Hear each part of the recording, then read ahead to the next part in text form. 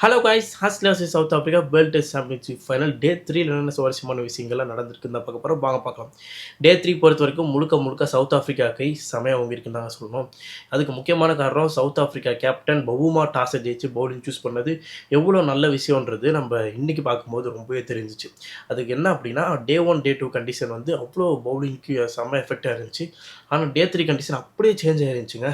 டே 1 டே 2 bowling அவ்வளோ சூப்பராக வந்துச்சு, அவ்வளோ ஸ்விங் ஆச்சு, அவ்வளோ இன்சிவ் ஆச்சு, எல்லாமே பக்காவாக ஆச்சு. ஆனால் டே 3ல வந்து நம்ம அந்தளவுக்கு பார்க்க முடியல.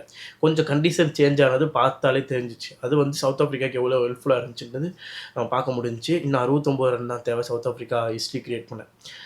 எப்படின்னா இந்த செஷன் டே 3ல ஃபஸ்ட் செஷன் ஆரம்பிச்சிச்சு. எடுத்தோடனே லயனை விக்கெட் எடுத்தாங்க. அதுக்கப்புறம் ஹேசில்வுட் சாருக்கு வந்து அப்படி நின்று கண்ணு மாதிரியா நாங்கள் அந்த ஒரு செஷன் ஃபுல்லாக அப்போயே தெரிஞ்சிருச்சு இது பேட்டிங் கொஞ்சம் அப்படி இப்படி தான் வரும் போல் அப்படின்னு. அதே மாதிரி second session third session full and full south Africa கண்ட்ரோலில் வந்துருச்சு. தேர்ட் செஷன் வந்து விக்கெட்டே போகாமல் அவ்வளோ சூப்பராக ஆடினாங்க. அதெல்லாம் பார்க்கும்போது ரொம்பவே சந்தோஷமாக இருந்துச்சு.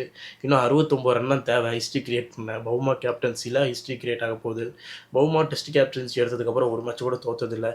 அது கண்டினியூ ஆக போகுதுன்னு தான் நினைக்கிறேன். அதே மாதிரி ஹேசில்வுட் ஸ்டார்க்ஸ் வந்து ஃபைனல்ஸ் தோற்றதே இல்லைன்றாங்க. அது வந்து பிரேக் ஆக போகுது, தோக்க போகிறாங்க. இந்த மாதிரி ஒரு பல நன்மைகளான விஷயம் வந்து நடக்க போகுது. செம சந்தோஷமாக இருக்குது. உங்களுக்கு எவ்வளோ சந்தோஷமாக இருக்குது? ஏன்னா ஆரம்பத்தில் சொல்லிட்டு இருந்தேன் சவுத் ஆஃப்ரிக்கா ஜெயிக்க போகுது, சவுத் ஆஃப்ரிக்கா ஜெயிக்க போகுதுன்னு. இப்போ ஃபைனலாக அவங்களே ஜெயிக்க போகிறாங்க. பீட் பண்ணுவோம். அந்த 69 ரன் அடிச்சுட்டோம். அதுக்கப்புறம் எதாக இருந்தாலும் நம்ம செலிப்ரேட் பண்ணுவோம்.